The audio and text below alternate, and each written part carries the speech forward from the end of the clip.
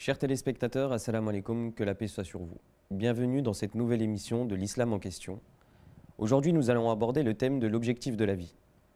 Nous allons voir si l'islam répond à cette question, si l'islam donne un objectif de la vie. Et afin de répondre à ces questions, nous avons nos deux intervenants, M. Ataoul Halrea Saeb, responsable du bureau francophone, assalamu alaikum, et ainsi que M. Samir Boumpeng, responsable des nouveaux membres 15-40 ans de la communauté Ahmadiyya, assalamu alaikum.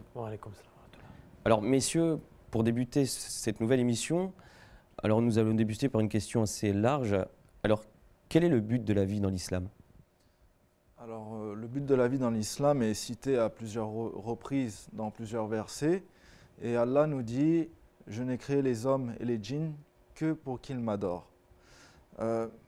Pour admettre que le but de notre objectif est l'adoration divine, il faut déjà admettre que Dieu est notre créateur.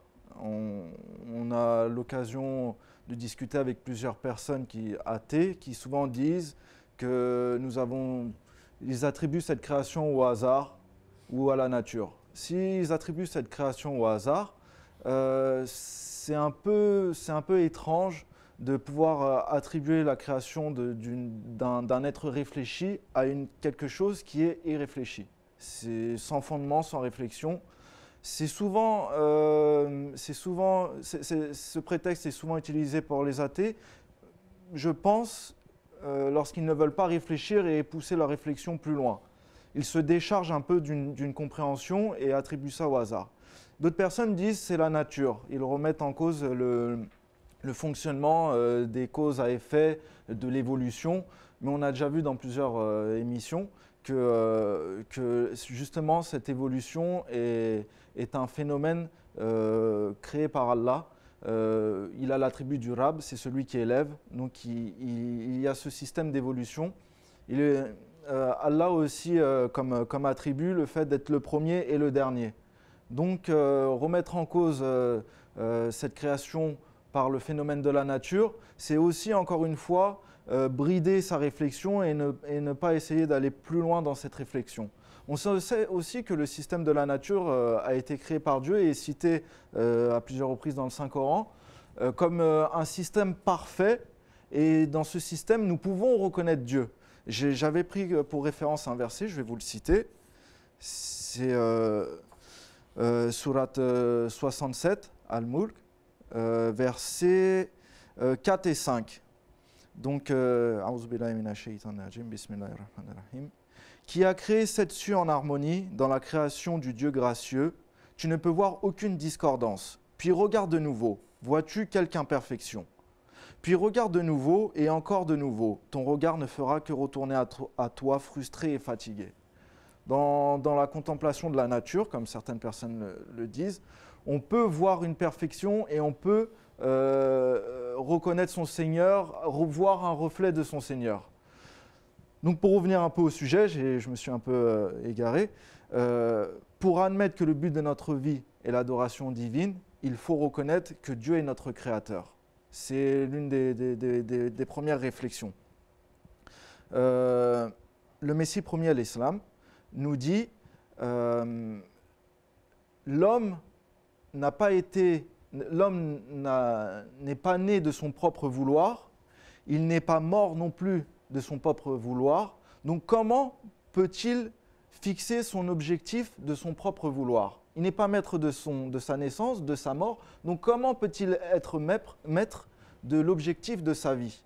Et on voit dans le monde que beaucoup de personnes se fixent un objectif et lorsqu'ils arrivent à cet objectif, ils vont en chercher un nouveau. Ils ne vont pas être satisfaits de cet objectif-là. Ils vont toujours en chercher un nouveau, toujours mettre des objectifs. Et une fois l'objectif atteint, ils tournent leur regard vers autre chose. On n'a jamais entendu de grands philosophes ou de grands musiciens ou des gens qui ont consacré leur vie dans un objectif. Au terme de leur vie, ils n'ont jamais dit « oui, c'était ça l'objectif de ma vie ». On voit des grands acteurs qui se suicident alors qu'ils ont tout, ils ont richesse, gloire, ils ont atteint leur but et pourtant ils ne sont pas satisfaits. Et je trouve même que ce n'est que les hommes religieux qui, au bord de la mort, ont dit l'objectif de ma vie était Allah Et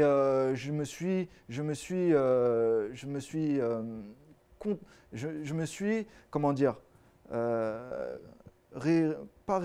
non, je me suis pas contenté, mais j'ai trouvé la paix et j'ai réalisé mon objectif.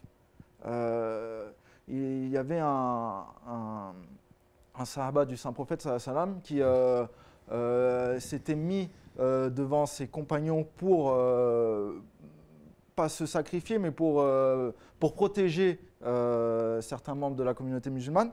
Et lorsqu'il a reçu, lorsqu'il allait mourir, il a dit j'ai atteint mon but.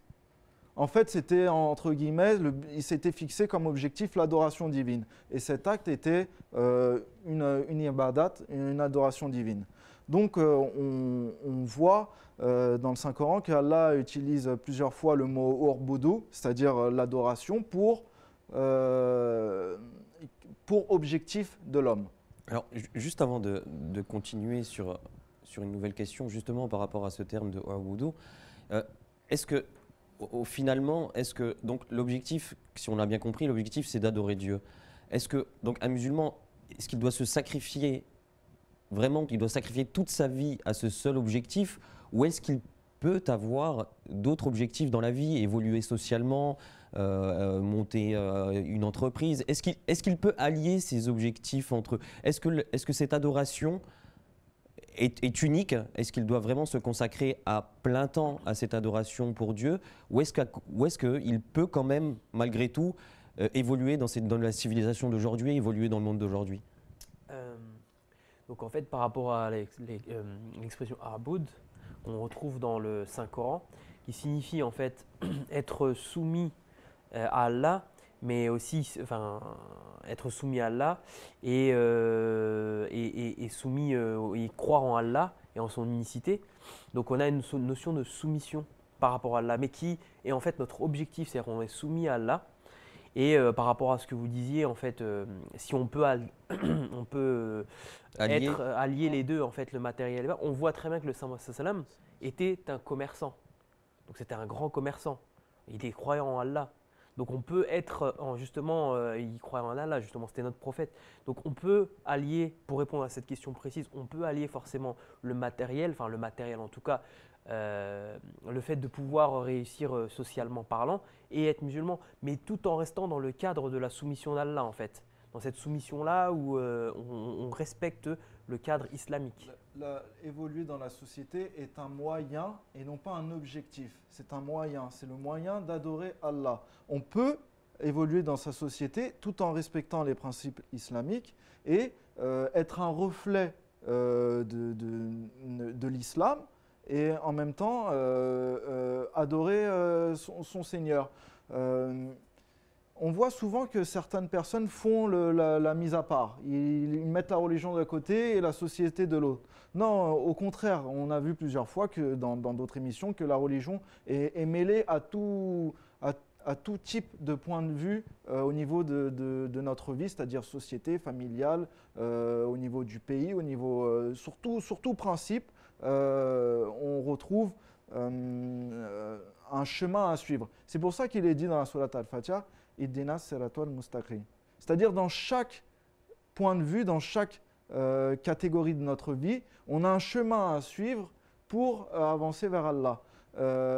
Justement, le fait d'évoluer dans notre société, c'est d'avoir des responsabilités supplémentaires. C'est quelqu'un qui évolue au niveau du travail. Il va peut-être avoir des gens sous ses ordres, il va peut-être pouvoir aider d'autres personnes. Donc, oui, il faut même évoluer dans plusieurs domaines afin d'adorer Allah dans cette évolution-là. D'accord. Allah est le Rabbul Alamin. Le Rab, c'est celui qui élève. Donc, si une personne ne s'élève pas dans tous ces domaines, il ne peut pas continuer, il ne peut pas voir Allah, il ne peut pas voir l'attribut Rab de Allah s'il ne s'évolue pas dans tous ces secteurs d'activité. Tous ces secteurs d'activité qui sont régulés par des commandements. D'accord. Des commandements divins. Alors, justement, on va continuer sur ce même sujet, mais du coup, je vais venir à l'autre extrême. Donc, dans ce cas-là, est-ce qu'un musulman, ou est-ce qu'il est conseillé, on voit les sœurs dans les couvents, est-ce qu'il est conseillé, par exemple, quelqu'un qui pourrait avoir mal compris cette notion-là, qui va justement s'écarter totalement de la société, les gens, on voit les gens qui vont vivre dans des couvents, qui vont seulement adorer Dieu à plein temps. Est-ce que c'est conseillé ou est-ce que cette chose est acceptée ou c'est totalement réfuté? Après, si on veut, si on veut transmettre le message de l'islam, on ne peut pas rester à l'écart de la société. Et on peut justement être pleinement dans la société, avoir un apport positif et être un exemple en tant que musulman. Exactement. Donc, c'est important parce que vous pouvez être un grand patron, par exemple, et justement avoir bien réussi. Parce que souvent, quand on dit les grands patrons, ceux qui ont réussi, ils sont passés par des chemins un peu, voilà, ils ont été malhonnêtes, etc. Alors, or, si vous avez été toujours un bon musulman, vous avez eu des bonnes valeurs et que vous avez une bonne, voilà, vous êtes un grand patron, vous allez d'autant être un meilleur exemple par rapport aux autres, pour les musulmans aussi, mais pour les autres. Et regardez, cette personne-là a réussi. Donc, quand vous êtes en contact social, vous allez pouvoir transmettre des messages et vous allez pouvoir être un exemple pour les autres. Donc, être à l'écart, si tu veux, être à l'écart, c'est vrai qu'on se protège d'un côté de la société, de tout ce qui est peut-être négatif, mondain, etc. Mais je pense que pour moi, c'est un aveu de faiblesse.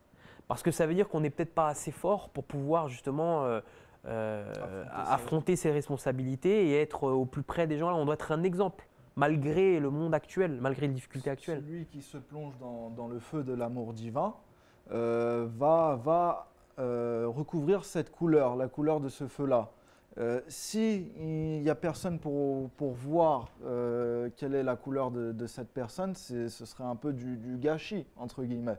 Si quelqu'un commence à être récipiendaire des faveurs divines, si l'humanité ne peut pas voir ces faveurs-là, ce serait un peu décevant de ne pas avoir le trésor, ces trésors cachés en fait. Et puis aussi, comme a dit mon confrère Samir, une personne qui s'écarte de la société ne va pas affronter ses responsabilités. On sait que Allah, pour pouvoir avancer vers lui, nous met certaines épreuves. Et si une personne qui s'écarte n'a pas d'épreuves, donc comment peut-elle avancer encore dans l'adoration divine? D'accord. Il y a l'adoration divine. On peut faire des retraites spirituelles, mais c'est temporaire, c'est pas des. Mais pas à plein temps, ouais. D'accord. Voilà. Alors, on va revenir aussi sur ce terme de Waboudou, sur cette soumission en fait. Généralement, soumission, c'est quand même un terme assez négatif. Quand on vous dit vous êtes soumis à quelqu'un, vous êtes l'esclave de quelqu'un, ça peut être très négatif. Qu'est-ce que c'est? Comment pourriez-vous nous définir cette soumission en islam? C'est vrai qu'aujourd'hui, le terme soumission, notamment avec, dans la société actuelle où on entend, où les gens cherchent de la liberté, notamment les femmes qui ne veulent pas être soumises, où il y a cette notion assez péjorative de la soumission. Là, ce n'est pas du tout ce cas-là. En fait, déjà, en termes de soumission, nous sommes bien soumis aujourd'hui aux lois de la République française ou aux lois du Code de la route. Mais c'est quoi le but de cette soumission-là? Le but de cette soumission-là, c'est de vivre en harmonie avec les gens, enfin suivre des règles avec les êtres humains. Donc aujourd'hui, on est soumis aux lois de la République française enfin ces lois-là sont éditées, sont développées ou créées par des êtres humains, par les parlementaires. Ces gens-là sont intelligents, ils savent des bonnes choses, etc. Ils réfléchissent, ils débattent. Aujourd'hui, on parle de soumission par rapport aux lois d'Allah. Allah, il sait tout. Donc Allah, s'il nous dit d'être soumis à ce genre, à ces règles, il sait mieux que nous ce qui est bien. C'est-à-dire qu'on ne peut pas faire ce qu'il nous plaît. On est obligé d'être soumis à ces règles-là. Donc pourquoi qu'est-ce qui poserait problème d'être soumis justement pour vivre en paix, même si on reste libre, puisque on est soumis aux règles de l'islam, mais on a toujours le choix de justement suivre les lois de l'islam ou pas. On a toujours quand même cette liberté. Et puis même dans le respect de ces lois, on a aussi une certaine liberté, des règles en fait, c'est des règles. C'est des commandements, des règles pour pouvoir bien faire les choses. Par exemple, le mariage, Allah nous donne des règles pour pouvoir créer une famille, pour pouvoir bien avancer dans notre vie de couple. On voit que ces lois-là de mariage ne sont plus très effectives au temps d'aujourd'hui et ça apporte beaucoup de maux à la société, beaucoup de problèmes. Donc ces lois ne sont que bénéfiques pour nous. Et comme l'a dit Samir Saïb, les lois des hommes, l'homme le sait lui-même qu'il est défectueux, qu'il y a des faiblesses. Donc ces lois-là, même s'ils sont pensés, même s'ils sont débattus à plusieurs, et même si à certains moments sont très judicieuses, on sait qu'il y a des défauts dans ces lois-là. Que dans notre Créateur, on sait que notre Créateur est parfait, donc ces lois sont parfaites. Donc l'exemple est très bien dit, nous nous soumettons aux lois du pays pour créer une harmonie dans le pays. Donc les musulmans se soumettent aux lois d'Allah pour créer une harmonie dans le monde, dans tous les plans de notre vie en fait. Je prends aussi un exemple, par exemple, les enfants. Les enfants sont soumis d'un côté aux règles que les parents mettent en place. Si les parents ne mettent pas en place des règles que les enfants doivent respecter, c'est un peu, voilà, c'est la porte ouverte à tous les chemins. Enfin voilà, ils peuvent faire ce qu'ils veulent en fait. Et même dans une cellule familiale, il y a justement des obligations. Par exemple, où tu dois rentrer à telle heure, tu dois faire ci, tu dois faire. Donc si on ne met pas en place cette soumission, cette philosophie de soumission là, donc il n'y a pas de règles, donc il n'y a pas d'harmonie. Ne serait-ce que dans une famille. Alors sur Terre, on est forcément soumis à Allah ou voilà. Alors, si on fait un petit peu le résumé de ce que vous venez de dire, en quelque sorte, toutes ces règles, toutes ces conditions dans lesquelles doit vivre le musulman, toute cette soumission en fait, ne serait en fait que pour le protéger, que pour protéger le musulman et pour le bien-être de tous. Exactement. Mais alors comment on pourrait expliquer que justement certaines de ces règles sont remises en cause? Est-ce que c'est le plaisir des gens, ou la faiblesse des gens, ou le monde, ou les plaisirs mondains qui font qu'ils ont envie de remettre en question ces lois, ces règles qui ont été mises en place? Je peux juste reprendre du coup mon exemple, c'est un peu comme les enfants. Vous mettez en place une règle, qu'est-ce qu'il va vouloir faire? Il va pas vouloir l'écouter. S'il la comprend pas, il va pas pouvoir l'écouter, ou même des fois même s'il la comprend. Et c'est pour ça il va être tenté. Il va être tenté de faire ce qu'il veut. C'est-à-dire naturellement, un être humain a envie de faire ce qu'il a envie. Or, il ne sait pas forcément ce qui est bien pour lui, ce qui est mal pour lui. Et c'est ça qu'Allah est là pour mettre en place des lois que nous, même si on essaye de les comprendre justement, c'est pour ça qu'il y a une philosophie islamique. Et on revient à l'objectif de la vie. Si l'homme n'est pas capable de savoir ce qui est bon pour lui ou mal pour lui, il ne peut pas être apte à choisir son propre objectif. Donc on revient à ce sujet-là, sur l'objectif. Et puis quand vous reprenez cet exemple qui est très bien, on est obligé des fois de montrer. L'enfant ne sait pas justement, n'a pas fait l'expérience que le feu brûle. Donc on va lui dire que de ne pas toucher au feu, mais cet enfant va toujours essayer de toucher un peu au feu. Dans une règle aussi, il faut savoir l'expliquer. Si on ne l'explique pas, la personne va la remettre en cause. S'il n'y a pas d'explication dans ces règles, la personne va toujours la remettre en cause. Donc il faut que ce soit clair pour cette personne pourquoi toucher le feu est dangereux pour lui. Et donc ces règles ont bien été faites pour l'ensemble, cet objectif de la vie en fait, il est fait pour l'ensemble des musulmans, ou est-ce qu'il est fait, du moins, est-ce que les personnes qui sont totalement athées ou ces personnes qui n'ont pas d'objectif, comment elles peuvent comprendre cet objectif de soumission? Parce que du coup, on a l'impression en fait que le musulman, il n'a pas de liberté, en fait, que toute sa vie est réglée justement par cette adoration et qu'il n'a aucune liberté à côté. Comment on peut expliquer cela? Alors en fait, on a souvent, quand on parle de soumission ou d'esclavage, on pense souvent à la soumission et l'esclavage fait de l'homme à l'homme. Donc c'est désastreux même. On a vu plusieurs fois dans l'histoire que ça a été très désastreux. Non, lorsqu'on parle d'esclavage et de soumission, c'est vraiment on est soumis, on est esclave à un être parfait. Donc vous préférez être quoi? Vous préférez être esclave à la perfection ou être maître de l'imperfection? Sachant que lorsqu'on parle de perfection, on parle de celui qui vous donne des grâces, de celui qui vous élève, de celui qui vous rend plus fort, de celui qui vous protège. Donc, à réfléchir pour chaque personne. Et lorsque vous parlez de liberté, le musulman est libre. Il a le libre arbitre de choisir d'aller vers Allah ou de ne pas aller vers Allah. Et lorsqu'il va vers Allah, même dans son approche d'Allah, dans les règles, dans les commandements, il a une certaine liberté qui est prédéterminée en fait. Lorsque nous parlons de jurisprudence, on voit très bien que c'est des zones qui sont pas toutes blanches ou pas toutes noires, qui sont assez grises, avec certaines libertés. Tout dépend du contexte aussi. Donc le musulman est très libre sur certains points. Sur d'autres points, le commandement est très clair. Il vous est interdit de manger du porc. Il y a tellement de viande sur terre, tellement de nourriture sur terre.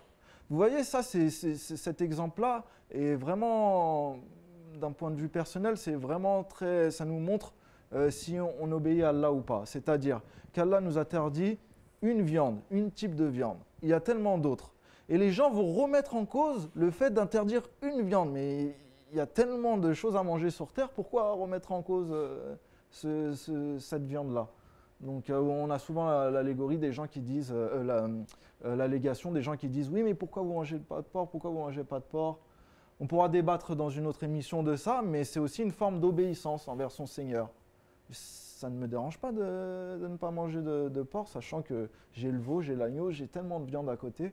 Donc le musulman est très libre sur certains points et sur d'autres points, on a des règles pour pouvoir avancer et se perfectionner et évoluer dans notre spiritualité et même physiquement.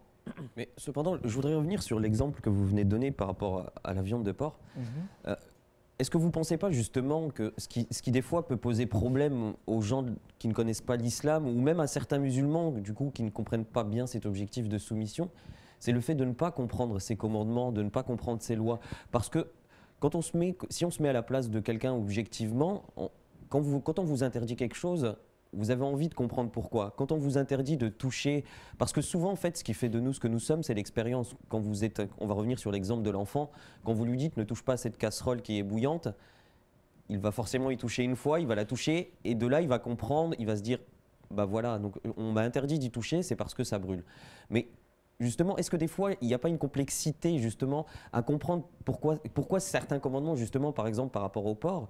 Et donc, du coup, est-ce que les gens n'ont pas peur justement de... Est-ce qu'on leur explique bien justement tous ces commandements, tous ces objectifs de l'islam? Alors, c'est vrai que des fois, l'explication n'est pas très bonne. C'est pour ça que la Jamaat essaye de donner des explications. On n'a pas travaillé trop le sujet sur le porc, on pourra le travailler pour une prochaine émission. Bien sûr, après, on parle en général justement par rapport aux objectifs de la vie, parce que moi je sais que souvent, ce qui pose problème aux gens, c'est que, par exemple, quand on leur dit, voilà, on a l'impression que le musulman est face à une soumission aveugle, en fait. C'est que il est là et qu'on lui dit ne fais pas ça, il ne le fait pas, mais il ne sait pas. C'est une première étape un peu de la spiritualité, la personne qui se soumet par humilité, par obéissance. Mais on a aussi une réflexion, il faut qu'on ait une réflexion pour pouvoir avancer. Dans cette chose, dans ce commandement, il y a une sagesse, il y a un bénéfice. Et si le croyant ne va pas chercher cette sagesse, ce bénéfice, il ne pourra pas en tirer la totalité de cette chose. En addition, par rapport à ce qu'a dit Sébastien Saeb, est-ce que ces athées, est-ce que ces athées-là sont vraiment libres en fait? Parce qu'en réalité, on est tous soumis à une société, on est tous soumis au monde.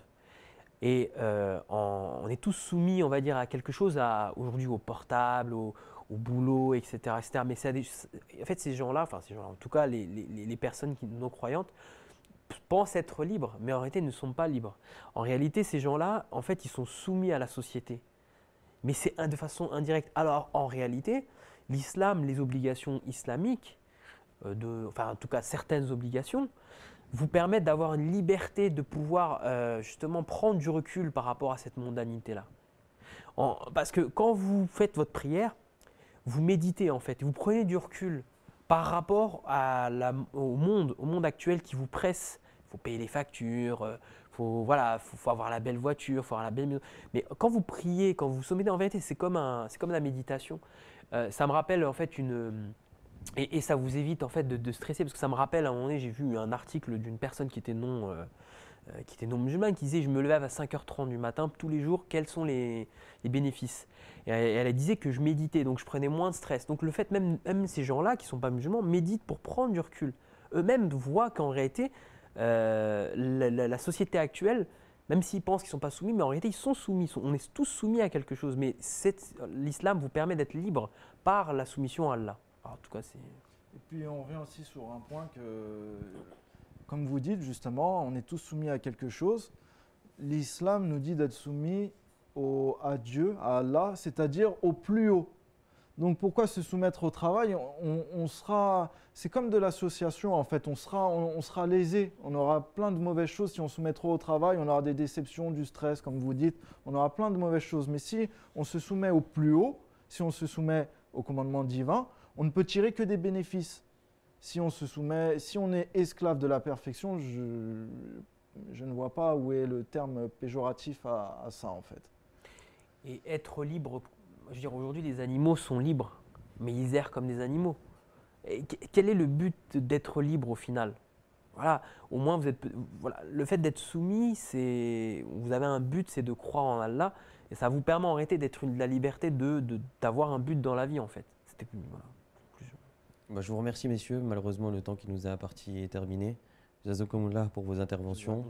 Chers téléspectateurs, à bientôt pour une nouvelle émission de l'Islam en question. Assalamu alaikum. Assalamu alaikum. Wa rahmatullahi wa barakatuh.